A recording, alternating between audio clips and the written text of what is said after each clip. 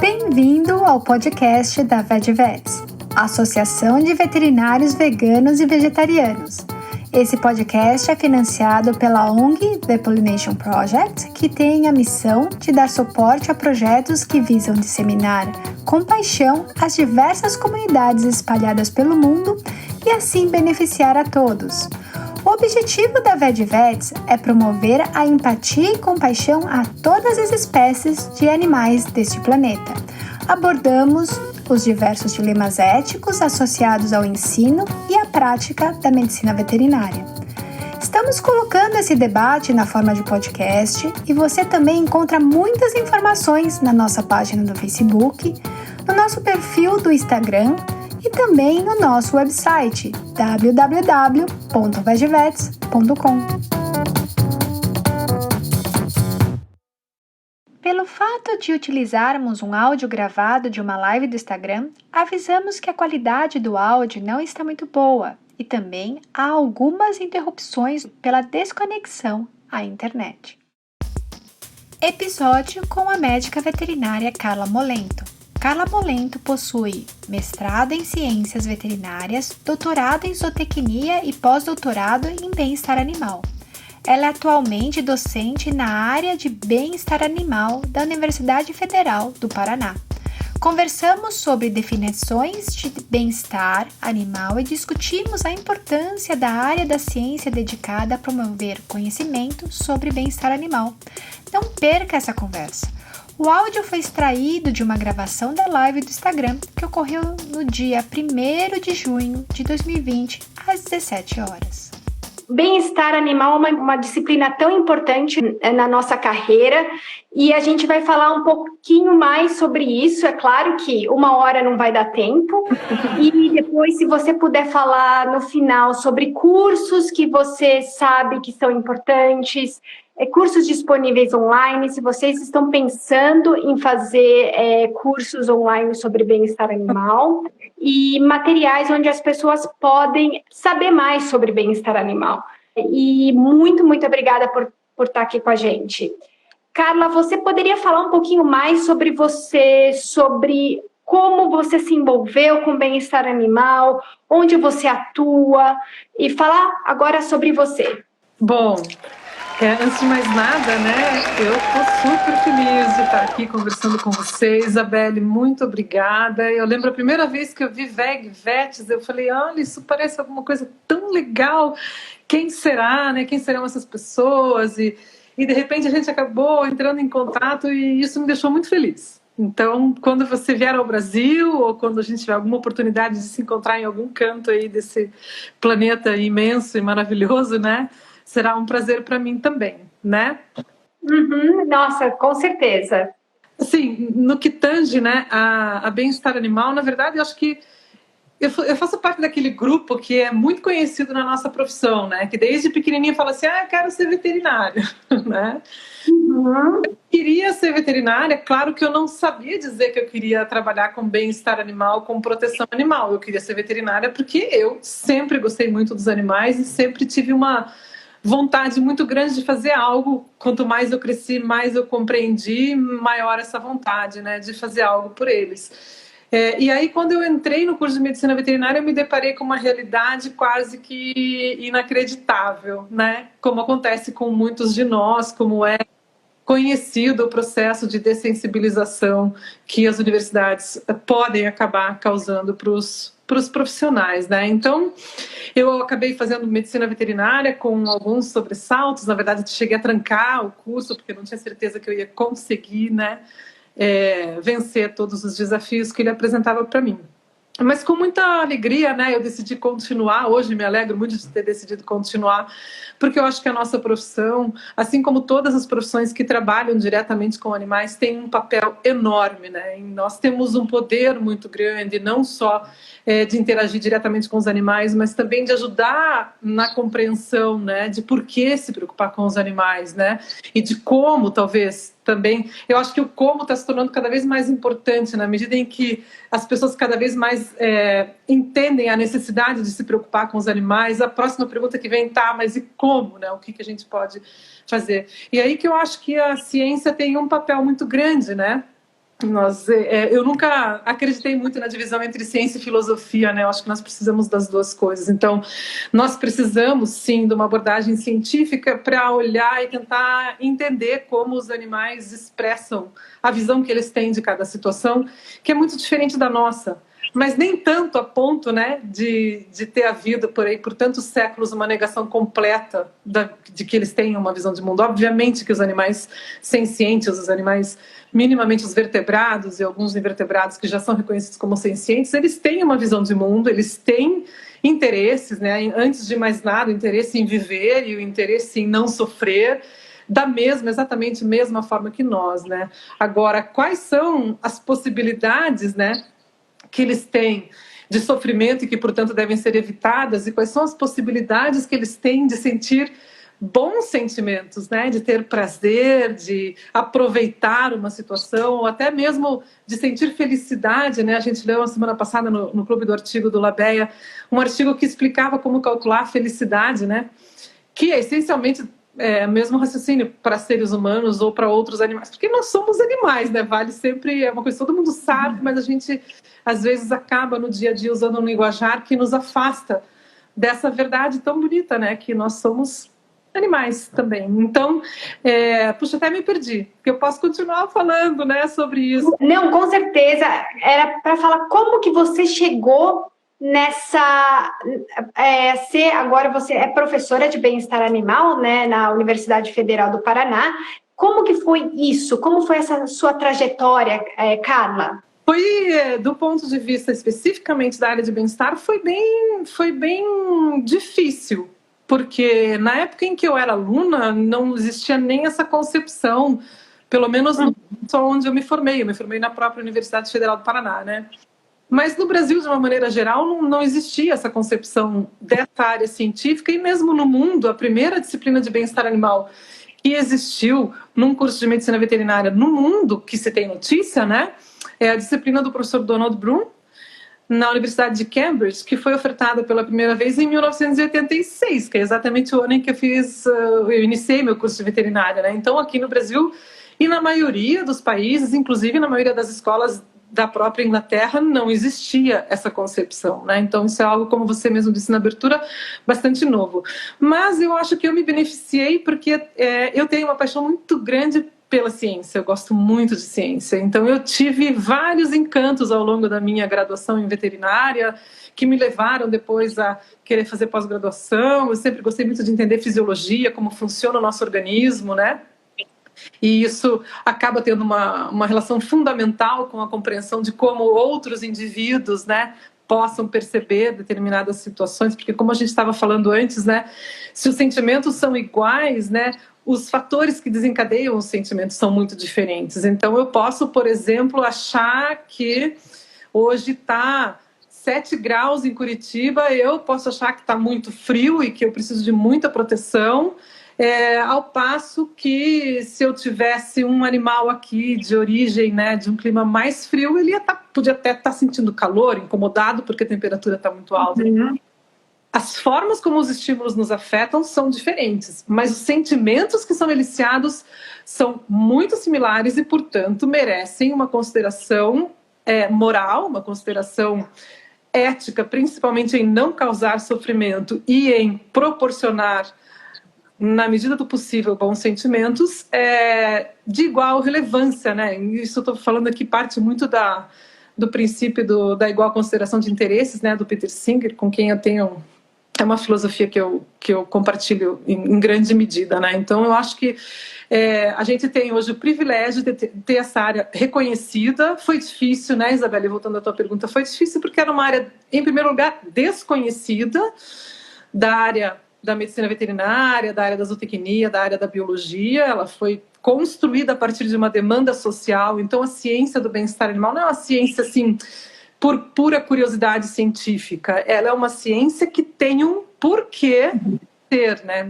Eu não acho que nenhuma ciência seja neutra, tá? Mas, de qualquer forma, quando a gente estuda, por exemplo, qual o grau de bem-estar de um animal numa dada situação, não, a gente não estuda isso de uma forma desinteressada, a gente estuda isso porque a gente quer descobrir quais são os pontos que são mais críticos para o animal, né? Tanto em termos de coisas que devem ser evitadas, porque elas são críticas em causar sentimentos ruins, quanto aquelas que são mais positivas, que são mais valorizadas pelo animal, pela visão, de acordo com a visão dele, né?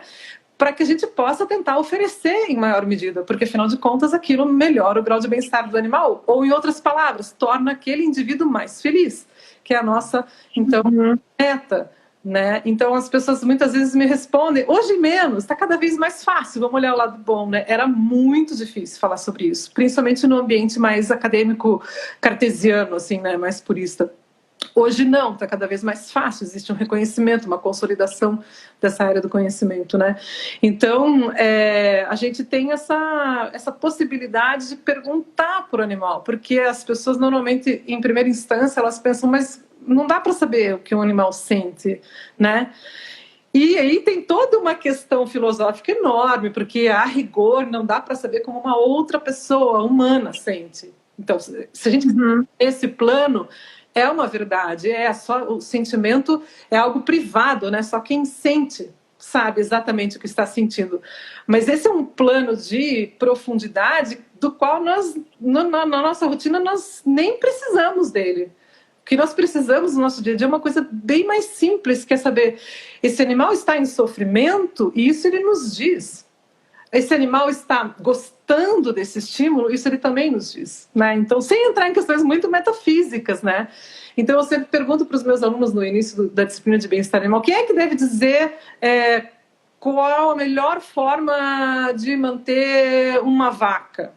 Quem que responde? Os alunos, hoje em dia já está todo mundo mais, né, afinado com essa forma de pensar, mas no começo os alunos diziam assim, é o veterinário, porque é o veterinário que sabe. Daí, se eu estivesse dando aula para zootecnia, é o zootecnista, né? Ou se fosse para biologia, é o biólogo, né? E eu falava, não, né? Quem é que tem que dizer o que é melhor para uma vaca? É a vaca, a gente tem que perguntar para ela, né? Então, basicamente, acho que em termos simples, a ciência do bem-estar animal tenta fazer isso, estudar as respostas que os animais nos dão para as diferentes perguntas relacionadas a como eles percebem a vida que eles têm, ao que é importante para eles, tanto para ser evitado quanto para ser fornecido, né? Muito boa a sua colocação. É bem interessante que você também fala que teve vários momentos da sua jornada que você paralisou o que você estava continuando. Eu acho que isso é muito comum entre as pessoas. Eu ouço muito de alunos que eles estão bem conflitantes. Eu acho que você falou um pouco, não agora, mas há um tempo atrás, alguém me indicou falar com você sobre currículo oculto, né? E sobre como toda a nossa jornada, né, quando a gente está na faculdade, há um grau de dessensibilização das pessoas, dos veterinários ao sofrimento. Tem bastante relatos disso também na medicina. Os médicos começam a ser dessensibilizados ao sofrimento dos seres humanos, e você começa a faculdade de um jeito e termina de outro, por próprio sistema de dessensibilização que todos nós passamos. É muito grande, né, esse processo de dessensibilização. Acho que mais para frente a gente até pode falar sobre currículo oculto. Tem um trabalho bem interessante de uma psicóloga chamada Nancy Clark, que ela fala sobre a dessensibilização em relação aos estudantes de medicina veterinária do Reino Unido. Ela fala de alguns relatos bem interessantes dos estudantes. Eu conversei com ela pessoalmente, e a gente depois pode até falar sobre isso, porque é muito importante. Isso os alunos me pedem muito, eles não sabem o que é currículo oculto, né? E a gente passa por isso. E você acabou de mencionar, Carla, e o bem-estar animal, a gente tem que... Eu acho que você teve que desconstruir muito do que estava ali na faculdade de veterinária. pelo que você está me falando, porque é uma coisa nova, sim, por mais que seja. E além de ser uma coisa nova, não é uma coisa neutra, nem do ponto de vista assim, de uma análise simples, né? É obviamente uma matéria que não é neutra, é uma matéria que requer reflexão ética e que vai mexer com a nossa forma de naturalizar certos procedimentos. Porque, assim, até o termo currículo oculto é um termo que eu assim, faço questão de explicar um pouco para que ele não seja entendido como algo, parece meio conspiratório, né? E, na verdade, o currículo das profissões ele foi sendo desenvolvido ao longo do tempo com os paradigmas vigentes, com as necessidades vigentes, né? Então, todo o processo que a gente teve de grande expansão tecnológica, de eficiência na produção de alimentos de origem animal, foi um processo que respondia a uma demanda de alimentar as pessoas, que é uma demanda genuína, uma demanda, assim, boa de ser perseguida, certo? A questão é que o que isso foi causando em outros aspectos da nossa vida foi sendo deixado em segundo plano e foi sendo cada vez mais afastado, porque torna a situação muito mais complexa, né? Então ninguém, por exemplo, colocou galinhas poedeiras em gaiolas por uma questão de perversidade ou de... Não, as pessoas fizeram isso porque elas estavam com um foco único de produzir o ovo mais barato possível, de produzir o quilo de carne mais barato possível. E acabou, então, levando quase que como um efeito colateral, mas no qual a gente tem participação, porque a gente deveria ter atentado para isso, né? Acabou levando o mundo a uma relação com os animais que é muito distorcida.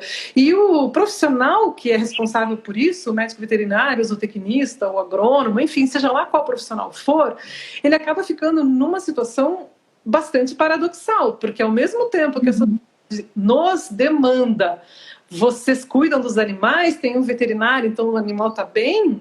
Essa mesma sociedade nos demanda o ovo mais barato, que não importa muito como foi produzido. Então tem uma demanda paradoxal que leva, inclusive, a medicina veterinária a ser uma das profissões com o maior índice de suicídio que tem, né? Eu acho que só perde para a medicina. Então, assim, não são situações simples e ninguém, eu acredito, de uma forma intencional, criou essa cilada em que nós, mas principalmente os animais, se encontram hoje, né? Mas é a nossa responsabilidade parar para pensar e olhar de frente para a situação e dizer, não, o que acontece hoje é muito injusto, não é possível que nós tratemos o outro indivíduo sem nenhuma consideração pelo que ele sente, simplesmente porque ele é mais vulnerável e porque ele não tem voz, né? A sociedade também nos dá essa voz. A gente tem um certo respaldo na sociedade para trazer a voz dos animais. Só que a nossa formação, por ela ser fortemente marcada por essa demanda, não para você ser veterinário. Quantas vezes eu escutei isso até de colegas depois de formada, que a gente, se a gente tem tanta sensibilidade assim, a gente não serve para ser veterinário. Como assim? Né? Sim. Nós servimos e nós somos... nós executamos um papel da medicina veterinária fundamental, aliás, o primeiro papel que a sociedade nos confere, que é cuidar dos animais, né? Então, eu acho que a gente precisa de um pouco de paz e de enfrentamento da realidade, sem muito julgamento, porque as coisas foram se desenvolvendo de uma forma bastante complexa, mas elas chegaram numa situação que é inaceitável. O que a gente faz com os animais hoje é inaceitável e nós precisamos buscar outras saídas e nós, veterinários, temos que falar para a sociedade, não está tudo bem. Vocês querem comprar ovos a esse preço? Vocês precisam saber que vocês estão causando essa vida aqui para esses indivíduos que têm, sim, interesse em sair da gaiola, em ciscar, em tomar banho de sol, se relacionar com outras galinhas e assim por diante, né? Então, eu acho que existem caminhos. O problema é que a gente enfrenta uma força muito grande, que é a força, né, para que o status quo continue ou até aumente, né, vamos aumentar a produção. Eu estou falando principalmente em animais de produção, mas tem em outras áreas, né, obviamente. Tem o uso de animais para avanço no conhecimento e em experimentação científica, que é uma área de muita tensão também, que também tem valores genuínos, né. Então, avançar no conhecimento é algo importantíssimo que nos viver cada vez melhor e que também nos permite fazer com que outros indivíduos de outras espécies vivam melhor, mas qual é o custo que nós estamos preparados para pagar? E mais importante ainda, qual é o custo que nós estamos preparados para fazer com que outros paguem, né?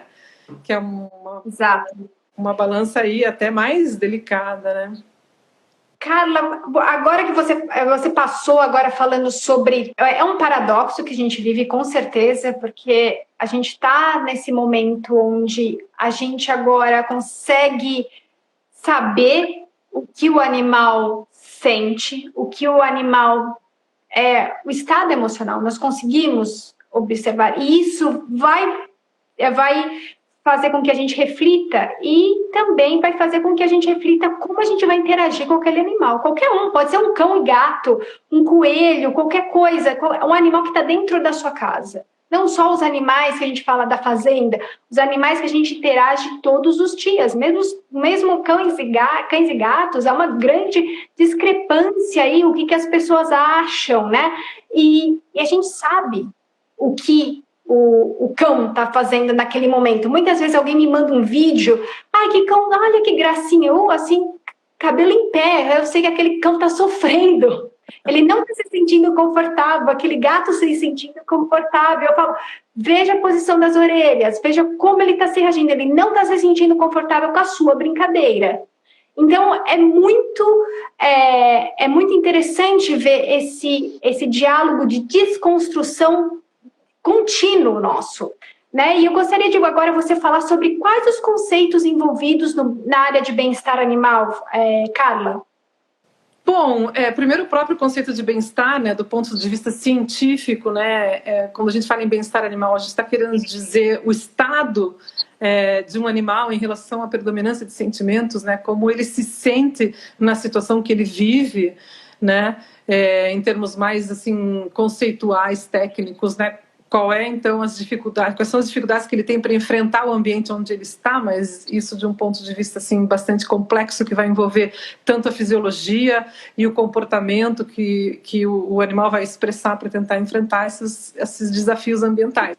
Maiores os desafios, principalmente se são desafios que o animal não consegue resolver, menor será o grau de bem-estar desse animal, né? E nós criamos, nas situações artificiais, nós criamos muitos desafios que os animais passam a vida toda tentando resolver e não conseguem, né? Que é o próprio exemplo de um animal extremamente confinado, né? O que o animal pode fazer para sair de uma gaiola? Nada, mas ele vai passar a vida inteira com um grau de bem-estar muito baixo, porque aquilo é uma restrição severa das possibilidades dele, né? Então, a partir desse conceito de bem-estar, e aqui a gente tem que chamar o conceito da senciência animal, porque é um pré-requisito. Muitas vezes a gente começa a falar em bem-estar animal e a gente não está em sintonia com a pessoa ou o público com o qual a gente está conversando, porque você está falando, por exemplo, né, a gente tem trabalhado bastante com bem-estar de peixes, né, e você fala, e você vê que a pessoa não está com você porque ela está numa dúvida muito anterior, ela está pensando, mas peixe, né? Então, assim,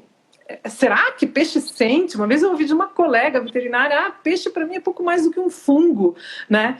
Então, assim, a gente precisa pensar primeiro em senciência, porque bem-estar só importa para quem é capaz de sentir. A gente não vai nunca falar de bem-estar de uma mesa, de uma cadeira. Por quê? Porque são objetos, não são sujeitos, né? Quando a gente começa a falar de animais, entra uma complexidade de coisas, porque embora eu realmente duvide que alguém tenha dúvida se um cachorro sente ou não, se quando você olha para um cachorro tem alguém te olhando de volta, eu duvido que alguém duvide disso, né? Mas e um peixe, que a gente tem muito mais dificuldade, porque a gente nem faz contato visual com eles vivem num outro mundo, né? A gente tem elementos hoje científicos para falar das espécies que certamente são sencientes, né? E todos os vertebrados, então a gente vai falar de mamíferos, aves, répteis, anfíbios e peixes, todos eles são sencientes. Dá para a gente explorar o porquê dessa conclusão, mas aí vai ficar um pouco mais longo. E assim como alguns invertebrados, principalmente hoje são reconhecidos os crustáceos e os cefalópodes, né, como o polvo. O polvo é um animal extremamente inteligente, tem comportamento lúdico, brinca. Difícil explicar o comportamento de brincar sem invocar sentimentos. A gente brinca porque é divertido, porque a gente gosta, onde você não atinge nenhuma outra meta imediata. Claro que tem uma função evolutiva, tal, mas a única meta imediata que motiva a brincar é o sentimento de prazer, né? Então é um dos critérios, são inúmeros critérios para a gente perguntar para um indivíduo, né, para um indivíduo de uma espécie se existem sentimentos ou não, né? Então é sempre bom a gente lembrar que a gente está falando de seres sencientes e, portanto, seres que têm capacidade de sentir e para os quais esses sentimentos importam, né?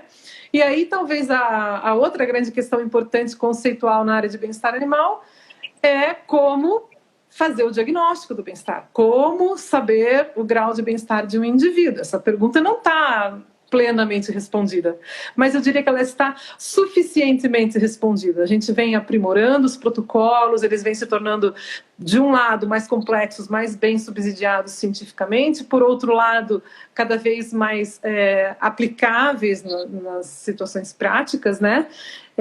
Mas a gente já tem um conjunto de indicadores que nos permite, pelo menos nas situações mais críticas que a gente tem, entender o grau de bem-estar de um animal, né? Porque normalmente a gente se remete a situações muito sutis, né? E aonde a gente realmente teria dificuldade de dizer do sentimento de um outro ser, mas o nosso dia a dia não requer essa sutileza. Nós estamos falando de diagnosticar, dar um laudo de bem-estar para um animal que está em sofrimento há anos, por exemplo, dentro de uma gaiola, um animal que está em vida isolada de outros membros da sua espécie. Então, assim, um alargamento da compreensão de que o bem-estar não envolve só a saúde física. Historicamente, a medicina veterinária trabalha, né, com prevenção de doenças, tratamento de doenças, boa alimentação.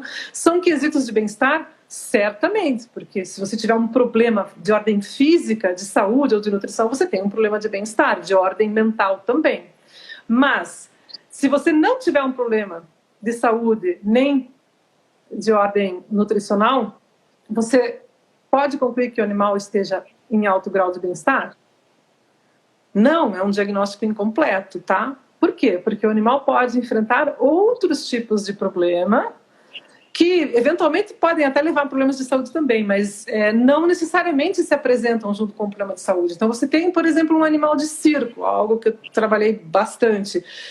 Ele pode estar extremamente saudável, não tem nenhuma doença infecciosa, está bem alimentado, mas ele tem uma vida miserável, ele está longe do habitat natural dele. Ele pega um elefante, por exemplo, um animal extremamente social, uma complexidade de sentimentos enorme, um animal que faz luto, um animal que faz... que tem atitudes de tentar amenizar o luto do outro. Então, uma complexidade social enorme, um animal que tem culturas. Se você pegar diferentes grupos, eles vão ter culturas diferentes, porque eles transmitem conhecimento para os seus descendentes, da mesma forma que o ser humano tem culturas diferentes em locais diferentes, né? E aí você simplesmente fazer uma avaliação clínica e dizer o animal não está doente, então ele está bem, é obviamente inadequado, tá? Então, diagnóstico de bem-estar, eu acho que seria outro conceito que eu gostaria de deixar, assim, talvez uma sementinha, né? E para que ele seja completo, ele vai necessariamente ter sempre que envolver 5 grupos de indicadores, né? Então, os indicadores nutricionais, os indicadores de saúde, seguramente são indicadores importantíssimos. Se alguém está com a perna quebrada, o grau de bem-estar está afetado, né? Mesmo que não tenha nenhum outro problema. Então, se mantém a importância da saúde física. Mas, além disso, as questões de conforto, você está num ambiente que te proporciona um conforto mínimo para você viver sua rotina, seu dia a dia. Isso tem a ver com clima, tem a ver com superfícies de contato, tem a ver com possibilidades de movimentação mínima para você manter saúde das suas articulações. Então, uma possibilidade mínima de conforto, né? E você também tem que ter possibilidades comportamentais, porque se você restringe o comportamento de um indivíduo, você diminui seu grau de bem-estar. Porque o comportamento tem... alguns comportamentos têm automotivação. E a impossibilidade de execução gera sentimentos negativos, como, por exemplo, a frustração. A frustração em si, a impossibilidade de realizar algo que se deseja realizar. Então, será que um animal pode ficar frustrado? Lógico. Se você pegar um animal que voa e impedir que ele voe, ele está... condenado a uma vida frustrada, porque ele tem motivação para voar, né? E assim por diante. Então, cada espécie vai ter seu repertório comportamental específico que a gente precisa conhecer, se a gente quiser entender qual o grau de restrição que a situação que você está estudando impõe ao animal e, portanto, entender qual o grau de bem-estar que ele tem, quão restrito o seu bem-estar ideal está, né, na situação em que você está estudando. Então, são 4, na verdade, conjuntos de indicadores, que são os indicadores nutricionais, de saúde, de conforto e de comportamento natural, e que vão compor, no final das contas, a predominância de sentimentos, que seria daí, né, a liberdade psicológica, né? Qual a predominância de sentimentos? Ela pesa mais para sentimentos positivos e, portanto, o grau de bem-estar do animal é regular a alto, ou a predominância de sentimentos pesa mais para o lado negativo e, portanto, o grau de bem-estar do animal é baixo ou muito baixo, né? Então, é mais ou menos nesse sentido o diagnóstico. Carla, muito obrigada. E é importante você falar que você está falando de todos os animais. E eu sempre falo para as pessoas que é importante ver, às vezes, até o animal que está com você. Como está o bem-estar desse animal? É importante você reconhecer isso. É importante você saber prover o melhor para aquele animal. É um gato, é um hamster, é um coelho, é um cachorro... É um cavalo que a pessoa resgatou, é uma vaca que a pessoa, uma cabra. Isso vale para todos os momentos. O bem-estar vai ser igual, tanto no Nordeste, em São Paulo, na China, Estados Unidos, vai ser igual para todos. O que ele precisa, o que aquela espécie precisa para sentir feliz e ela desenvolver o máximo que ela pode, você atingir o potencial daquele indivíduo e ele ser feliz ao máximo. Então, é bem interessante, a gente vai falar um pouquinho mais sobre isso. Carla, você pode falar agora para a gente as mudanças, o que a gente teve de mudanças na Faculdade de Medicina Veterinária no Brasil, quando a gente estabeleceu as disciplinas de bem-estar animal? Então, esse ainda é um processo em andamento, né, Isabelle? A gente, ao mesmo tempo que tem grupos pioneiros no Brasil, já na década de 80, quando eu mencionei que foi ofertada a primeira disciplina de bem-estar na Universidade de Cambridge pelo professor Donald Bloom, já na década de 80 surgem 2 grupos de bem-estar animal nas universidades brasileiras, né? Que é o grupo do professor Matheus Paranhos, lá na Unesp de Jaboticabal, e o grupo do professor Pinheiro Machado, na Federal de Santa Catarina, né? E são 2 grupos que, então, têm esse pioneirismo e que são muito ativos e que cresceram muito. Hoje envolvem até mais professores. A gente tem alguns grupos, assim, muito bons no Brasil hoje, né? Tem também o professor Adroaldo Zanella, que é uma pessoa importante no cenário mundial de pesquisa em bem-estar animal e que veio assumir o cargo de professor na USP, né? Na medicina veterinária da USP. Então, também trazendo aí toda a experiência que ele tem e os contatos, a rede, né, mundial de pesquisadores da qual ele faz parte. Então, a gente tem, embora a gente tenha, né, grupos aí de bastante destaque, né, e aqui eu não consegui falar de todos, então quero reconhecer todos os colegas que vêm trabalhando e que enfrentaram todas essas dificuldades que a gente vinha falando antes, né, então são pessoas das quais, assim, eu tenho bastante prazer de falar. Por outro lado, a gente tem ainda uma predominância de cursos de medicina veterinária que não oferecem a disciplina de bem-estar animal, não só no Brasil, como em muitos países, né? Então, esse, vamos dizer assim, seria problema fase 1, nosso game no primeiro nível, a lutar pela inserção da disciplina de bem-estar animal, né? Muito difícil a gente formar um veterinário, gente, é uma responsabilidade, eu acho, muito grande da universidade, formar um veterinário que não tem nem os conceitos básicos de bem-estar animal, porque esse profissional vai enfrentar situações que vão requerer esse conhecimento. Então, é parte da responsabilidade da universidade, independentemente da nossa vontade de que os veterinários atuem pelo bem-estar animal, não vai acontecer com todo mundo, uma turma é sempre heterogênea, os interesses de cada aluno são diferentes, mas a pessoa tem que ter noção básica, e como a gente tem que ter noção básica de todas as áreas, né, da profissão que a gente, cujo diploma a gente vai receber, né? Tá, então tem esse primeiro nível de dificuldade. O último levantamento que nós fizemos, eu acho que estava em torno de 35% dos cursos oferecendo a disciplina de bem-estar animal, né? Um levantamento muito difícil pela precariedade do ensino superior no Brasil. Então, embora tenha aumentado o número de faculdades que oferecem a disciplina de bem-estar animal, o número total de escolas que oferecem curso de medicina veterinária no Brasil aumentou também, a qualidade ficou cada vez mais variável, e esse eu diria que é o problema número 2, né? Então não basta ter na grade curricular, é importante e essencial. Tem que ter uma disciplina obrigatória de bem-estar animal do médico veterinário. Isso é indiscutível, mas não é suficiente, porque o que acontece muitas vezes, a escola acrescenta a disciplina na grade e não tem professor. Então, Sim, dá uma olhada e fala, fulano, você está com uma carga horária menor. O cara é especialista em microbiologia, o negócio dele é estudar microbiologia, você vai dar aula de bem-estar. E aí, né? Por mais que a pessoa se esforce, claro que se a pessoa se esforçar vai fazer uma diferença. Você pode dar uma aula boa, básica, de uma coisa que não seja exatamente história de pesquisa, e você acrescentar algo. Mas é muito diferente você ter aula com alguém que é pesquisador daquela área, que tem naquela área sua atuação central, né? Então, esse é um segundo nível de desafio, digamos assim. A disciplina de bem-estar animal, ela precisa de um professor comprometido, como qualquer outra, diga-se de passagem, né? Porque você precisa dar elementos, e eu diria que a disciplina de bem-estar animal ela tem um toque de complexidade para nós que somos da área da medicina veterinária, porque ela aborda muito questões éticas, e nós sabemos que também essa é uma fragilidade na nossa formação, né? A gente tem aí uma resistência à inserção, por exemplo, de filosofia no curso de medicina veterinária. Assim, eu acho muito difícil formar um profissional de nível superior sem dar princípios mínimos de filosofia, até filosofia da ciência. Como é que a gente pode trabalhar a consciência e não ter um mínimo de formação, né? E no caso específico da disciplina de bem-estar animal, tem que ter um componente de ética animal, que a gente acaba fazendo, como não existe essa disciplina, a gente acaba incorporando no conteúdo da disciplina de bem-estar animal. Mas aí é muito variável, porque tem professores que incorporam, tem professores que não incorporam, né?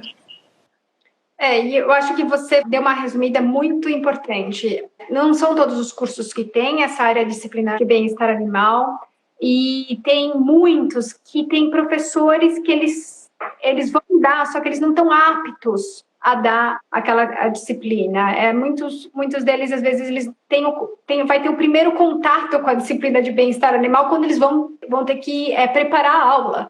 E é muito mais difícil para esse professor, é claro que ele pode se especializar, só que é muito mais difícil para aquele professor que pegou aquilo em 5 minutos e tem que falar sobre aquilo, do que uma pessoa que está vivendo aquilo há muito mais tempo. É claro também, e tem muitos professores que têm uma didática incrível, outros não. Então, isso vai variar muito, né? Como a pessoa ensina, quando a pessoa vai estimular os estudantes para falar o que é importante aquilo. Né? Tem muitas disciplinas que eu deletei da minha cabeça por causa da falta de didática do professor, e muitas outras, eu falei, nossa, que bárbaro isso.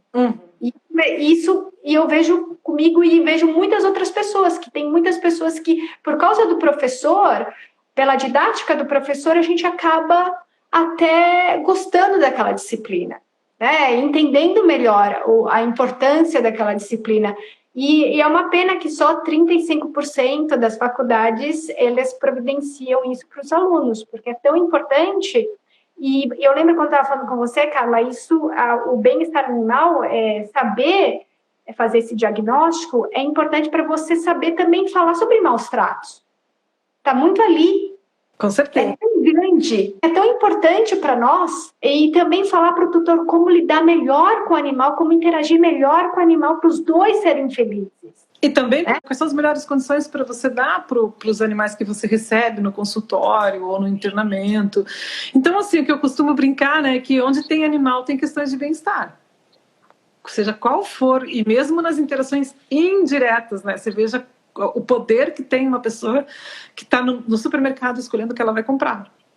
Em termos, é a maior relação que existe com os animais, essa relação de consumo, infelizmente, né? Então, assim, mesmo que você queira trabalhar em alguma outra área da medicina veterinária, os conhecimentos de bem-estar animal vão te ajudar, né? E a questão do professor é uma questão difícil, sabe? Porque alguns professores são sobrecarregados, algumas várias vezes já me perguntaram, qual é o livro-texto de bem-estar animal? E aí é um nó, porque como é uma área muito nova, tem muitas abordagens, a gente trabalha com artigos científicos, não tem uma obra que reúna tudo. Ainda mais que reúna tudo que é relevante para o Brasil, né? Então, é uma colcha de retalhos, é diferente de você pegar assim, putz, o professor de anatomia precisa ser substituído, né? E com isso eu não quero desvalorizar a anatomia de forma nenhuma, eu quero dizer que a anatomia está muito mais organizada, porque você pega um livro-texto de anatomia, você tem a disciplina inteira, né? Isso com o bem-estar animal não existe, né? E não sei se algum dia vai existir, porque como tem todo o componente ético e de discussão social, por exemplo, como que você vai esperar que um livro-texto aborde a discussão sobre vaquejada? É uma coisa específica do Brasil, específica do tempo que nós estamos vivendo, porque isso está fadado a deixar de existir, é uma questão de tempo, né? Mas para que deixe de existir, a gente precisa fazer a nossa parte, conhecer os detalhes, entender como aplicar os conceitos básicos de bem-estar para essa situação específica, né? Conseguir explicar para os alunos por que falar em juiz de bem-estar animal em vaquejada é uma impossibilidade conceitual, isso parte de uma apropriação do termo, que é uma apropriação muito indevida e que tem por trás interesses, então ela não é inocente, ela é realmente mal intencionada, a gente vê isso em vários cenários, até por isso que às vezes a gente que trabalha com bem-estar animal acaba ficando numa via de mão dupla de crítica, porque quem quer explorar os animais nos critica, e muitas vezes a proteção animal nos critica também, porque de certa forma parece que trabalhar com bem-estar animal é endossar práticas, embora não seja essa a intenção e não seja essa a história dessa ciência, porque essa ciência nasce a partir de um livro denúncia, que é o livro Animal Machines, que é publicado em 1964 na Inglaterra. Se tiver tempo, a gente pode contar essa historinha, né? Então, ela é uma ciência que nasce já com um endereçamento ético, como eu falei, ela não é neutra, a gente não olha para ver o grau de bem-estar e falar, o grau de bem-estar é esse, e ir embora. A gente vai lá olhar porque a gente quer criar estratégias de melhoria, de bem-estar, né? Então, embora tenha todo esse histórico, é verdadeiro que existem apropriações, e existem validações de situações a partir da presença de alguém que conheça bem-estar animal, né? Então, veja como é complexo você pegar, não é fácil você pegar uma área dessa e ter que dar aula a partir da semana que vem. E claro que se nós não temos o histórico de ensinar bem-estar animal, nós não temos profissionais saindo formados para dar aula em bem-estar animal, né? Então é um processo ainda de consolidação que já iniciou, e eu acho que os primeiros passos são os mais difíceis, porque a resistência que havia já não é tão grande. Hoje, dificilmente alguém no curso de veterinária vai dizer não, bem-estar animal não é importante. Isso era o que a gente ouvia. Isso é besteira, isso não é científico. Isso a gente ouvia na década de 90, até nos anos 2000. Que a gente ouvia que era besteira. Era basicamente essa a reação, né? Hoje não, hoje até porque tem demanda de trabalho, porque existem dúvidas. Só para dar uma noção de como a coisa é importante, o Conselho Federal tinha extinto comissões com justificativa de que precisava reduzir gastos, né? E dentre as comissões que ele escolheu extinguir estava a Comissão de Bem-Estar Animal. Eu recebi anteontem a informação de que o Conselho Federal criou novamente a Comissão de Bem-Estar Animal. Então, ótimo. Tem que trabalhar se não tiver especialistas orientando, porque é uma área muito dinâmica, muito ativa, né? Então, essa consolidação está acontecendo. Acho que o passo mais difícil a gente já deu, que foi obter esse reconhecimento, mas os desafios são muitos, né? Sim. Carla, tem várias pessoas aqui falando sobre você, que sua aula é ótima. Tem o pessoal do Labea falando para entrar, para seguir eles, que o Labea é o... Labea é o Laboratório de Bem-Estar Animal, que eu coordeno na Universidade Federal do Paraná. A gente tem todas as nossas publicações no nosso site, tem uns alunos muito entendidos de Instagram, que colocam nossas coisas importantes. Eu não sou muito boa de Instagram, mas... a gente está seguindo, sigam o Labea, é muito bom, tem várias lives bem interessantes também.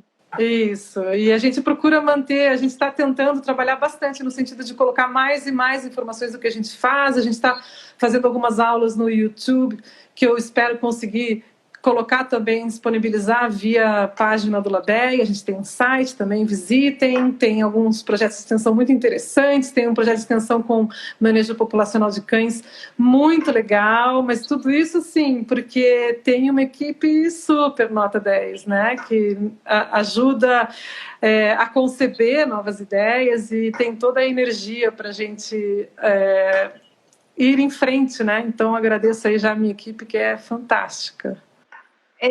Carla, agora a gente tem mais ou menos 15 minutos. Eu vou perguntar agora para você como o antropocentrismo pode afetar as análises de bem-estar animal. Tá. Ixi, esse tema é riquíssimo. Ou dá um exemplo, por exemplo. Um exemplo, por exemplo. Tá. Então, assim, ó, pensando nas nuances dos conceitos, tá? Antropocentrismo é quando a gente coloca o ser humano, antropo, né, de ser humano, no centro, centrismo, antropocentrismo. Então, toda vez que existe uma abordagem onde claramente o ser humano é o centro da preocupação, a gente está vendo uma abordagem antropocêntrica, né? Então, quando a gente se preocupa, por exemplo, vou dar um exemplo para vocês de uma atitude antropocêntrica muito comum que eu escuto, assim, você vai fazer um projeto? Sabe o que você faz? Você coloca no teu projeto que você está preocupada com o bem-estar do frango, porque se o bem-estar do frango for maior, ele vai produzir mais carne. Tá errado, não gravem isso. Isso é um exemplo de uma abordagem antropocêntrica. A pessoa não está preocupada com o frango, né?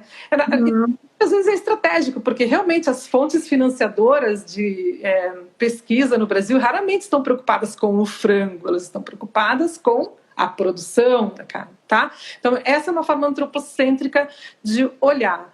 Um outro termo muito importante na questão, aí sim, do diagnóstico de bem-estar, é a questão do antropomorfismo, que é dar forma humana a outros entes, né? A questão do antropomorfismo, na verdade, ela vem daquele Deus que tem a figura humana, né? Então, a forma de Deus é um homem branco, né? Sentadinho lá em algum lugar, né? Então, esse é um Deus antropomórfico, tem a forma do ser humano, né? Então, essa terminologia acabou sendo emprestada pela ciência e ela foi um problemão para o desenvolvimento de trabalhos de bem-estar animal no início. Por quê?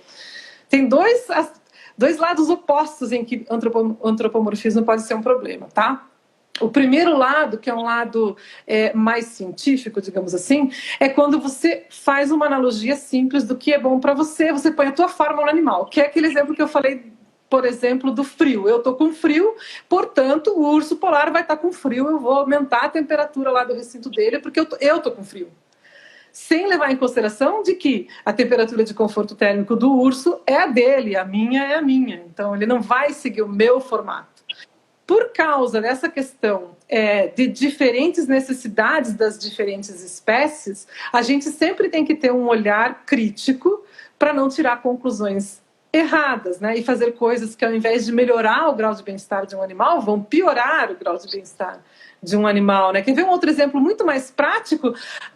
Eu gosto que meu cachorro tome banho toda semana, porque ele fica tão mais gostosinho, ele fica mais à vontade, ele fica mais cheirosinho, mas o cachorro não gosta de tomar banho toda semana. O gato, então, odeia tomar banho, né? Então, isso é uma forma antropomórfica de pensar no bem-estar do animal, quando não é diretamente conveniente, só para mim, porque eu gosto do cheiro do perfume do shampoo e não do cheiro do cachorro, né? Tá? Então, esse lado do antropomorfismo, de tentar olhar para o animal e lembrar, ok, o seu bem-estar é tão importante quanto o meu, mas o seu bem-estar é constituído de forma diferente do meu. Qual é a forma do seu bem-estar? Como é que o seu cachorro fica feliz, né? Não como você se sente feliz. E uma transposição direta, isso seria o antropomorfismo, tá? Porém, o antropomorfismo, ele foi... tem alguém me apoiando lá. A Larissa entrou aqui, gato, banho nunca. Mesma coisa, gente, coelho, nunca dê banho coelha. E assim vai. As pessoas, isso é muito interessante, Carla, porque as pessoas, na verdade, gostam daquele cheiro. É ela que, na verdade, se sente feliz, né? E principalmente gato e cachorro, o olfato é tão desenvolvido, eles precisam, na verdade, sentir o cheiro das coisas, né? E a gente está ali quebrando isso deles, né? Não é porque a gente não tem tão desenvolvido, a gente vai deixar, não, vou dar um banho, deixar né? aquele cheirinho de banho de bebê, não é o bebê humano, né? Então, essa é a importância da gente ter sempre em mente o antropomorfismo, né? Mas, por outro lado, eu não posso deixar de falar o outro lado, porque o antropomorfismo foi usado de maneira muito ampla contra os animais, tá? E é até hoje. Porque a pessoa olha para você e fala assim, você está falando que a galinha está feliz porque você acha que ela está feliz. Você está sendo antropomórfico. Então, a gente defende hoje, a gente, né, eu me apropriando, né, mas tem um conjunto de pensadores que escrevem sobre isso, e quem lançou o conceito foi Burkhardt, e trabalha com bem-estar de répteis, espetacular o trabalho dele. Escutar uma palestra dele sobre a vida psicológica de cobras, lagartos, é muito legal, dá outra visão desses animais, né? Eles vivem num outro tempo, eles têm um tempo mais lento, porque eles não têm temperatura constante como nós temos, mas eles brincam, eles demonstram sinais de gostarem de um estímulo, de não gostarem de outro estímulo. A gente que precisa aprender a língua deles, né? Eu sempre digo, quando você fala que o animal não se comunica, é porque você quer que ele fale em português com você, né? Você quer perguntar para ele, está feliz? Ela tem que responder em português, ela não vai responder em português, mas ela responde, né? Então, essa questão do antropomorfismo, ela tem que ser sempre olhada a partir de uma análise de antropomorfismo crítico, né? E o que significa isso? Bom, eu posso dizer que uma pessoa está usando de antropomorfismo quando ela fala de uma galinha feliz porque saiu da gaiola? Eu só posso dizer que a situação é antropomórfica quando o que está sendo mencionado é exclusivamente humano. Senão, eu não posso retirar a possibilidade do outro indivíduo também ter felicidade. Como é que eu vou retirar? E quem bem é o Tom Regan, né? Ele diz assim, olha, o exemplo que ele dá se eu falar que a galinha está viva, eu estou sendo antropomórfico? Porque eu estou vivo. Então, se eu estou falando que a galinha está viva porque eu estou usando o meu exemplo e eu estou sendo antropomórfico? Não, porque vida não é algo exclusivamente humano, né? E da mesma forma, não são exclusivamente humanos. E isso é uma discussão aí, eu acho que vencida, né? Esses dias eu vi um título tão bonito de palestra, dizia assim, debate vencido, né? Mas a mudança ainda não ocorreu, mas o debate está vencido, né? Se os animais vertebrados sentem ou não, a ciência não tem mais dúvida disso. Quem tem dúvida disso está vivendo no século XVI, XVII, mais ou menos, está vivendo ali junto com René Descartes, que eu digo que é mais cartesiano do que René Descartes. Se ele vivesse hoje, ele não ia defender, porque ele era inteligente, ele não ia defender nunca que os animais não têm sentimentos se ele vivesse hoje, com o conhecimento que a gente tem hoje, né? Então, assim, antropomorfismo é ruim quando ele é esse antropomorfismo que esquece que o animal é diferente, que cada pessoa é diferente, né?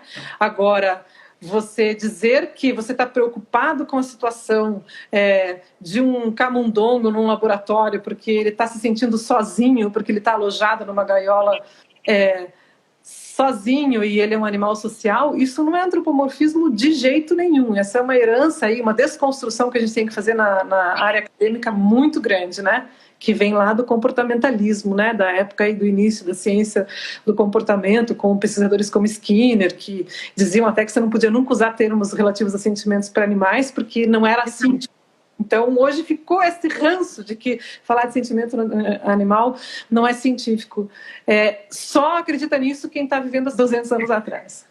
Tem até um livro chamado Ubiquity, onde uma médica ela fala nos primeiros capítulos, e ela fez esse TED Talk falando sobre o que os veterinários sabem que os médicos não sabem. É bem interessante. Ela escreveu um livro e ela fala nos primeiros capítulos, quando ela ia analisar, quando eles tinham alguma aula com animal, os professores falavam: não vejam o animal não sente, não está sentindo sentimentos. Então, para bloquear as pessoas para interagirem com os animais de uma forma mecânica, né? Isso, e ela fala no livro dela, Carla, agora você poderia falar se vocês estão planejando fazer alguns cursos online, se tem cursos online disponíveis que você recomendaria. A gente já falou do Labea para seguir, tem o website. O que mais as pessoas que querem saber mais sobre bem-estar animal, o que elas podem procurar na internet? Nossa, tem muita coisa boa, tá? Ainda mais nos últimos anos aí que todas as conferências têm sido gravadas e as palestras ficam disponíveis. Eu mesmo estava assistindo há 15 dias atrás uma conferência que houve, foi na verdade um curso de verão organizado pela Universidade de Quebec em Montreal, pelo professor Hanna, que era sobre ciência, né? E todas as palestras são disponíveis e é extremamente interessante de assistir, né? Tem também anais de conferências, as conferências da International Society for Applied Ethology, as conferências da University Federations for Animal Welfare, UFAW, né? UFAW. Eu acho que o melhor conselho que eu posso dar para quem quiser se manter atualizado na área de bem-estar animal é realmente investir no inglês. Porque todo material atualizado de qualidade está disponível em inglês. Existem coisas em português? Existem, tá? Mas existem o número, a quantidade de material é muito, muito menor, né? E infelizmente tem uma variação de qualidade também, né? Estão me mandando abraço, eu estou vendo tanta gente conhecida, me dá vontade de falar com cada um de vocês, viu? Tem a Larissa do Psicvet, que é uma graça que eu conheci, ela também, acho que ela foi sua aluna. Tem vários alunos seus aqui, Carla, falando, Carla maravilhosa! A Dayana, que está no Chile. Oi, Dayana, que gostoso saber que você está aí, viu? Saudades de você, do Saulo, do filhão. Muito bom ver todos vocês. Então, assim, a melhor coisa, eu acho, que a gente pode fazer por nós mesmos e pelos outros, sejam esses outros da espécie que forem, incluindo, logicamente, a espécie humana, né? É estudar, aprender. O inglês faz parte disso hoje, é muito difícil que seja diferente. A gente tem investido, principalmente nesse momento de quarentena, em aumentar os trabalhos de extensão do Labea, então a gente pretende colocar algumas coisas em português, né? Mas sempre a nossa possibilidade é pequena de traduzir, sabe, essa enormidade que existe de informações, né? Tem o livro do Brum, que foi traduzido por mim, tem o livro do David Fraser, que é espetacular também, Understanding Animal Welfare, que foi traduzido pelo José Fregonese, professor da UEL, né, em Londrina. Então tem alguma coisa em português, mas vocês precisam abrir os horizontes. Eu vou pedir para você, se você pode me mandar os links, eu vou deixar no nosso Stories. E eu gostaria de você, então, falar suas palavras finais. E a gente agora tem 1 minuto. E agora encerra a nossa live. Exato. Então, dizer que é muito gratificante poder trabalhar com bem-estar animal. Quem tem afinidade por essa área só vai crescer em demanda e a gente pode ser muito feliz, se sentindo útil para melhorar a qualidade de vida de alguém, né, que seja. Muito obrigada. Prazer. Obrigada por escutar o episódio do nosso podcast. Espero que você tenha gostado. Se inscreva no nosso podcast para receber as atualizações dos nossos episódios. Veja também nossa página no Facebook e perfil no Instagram. Muito obrigada e até a próxima!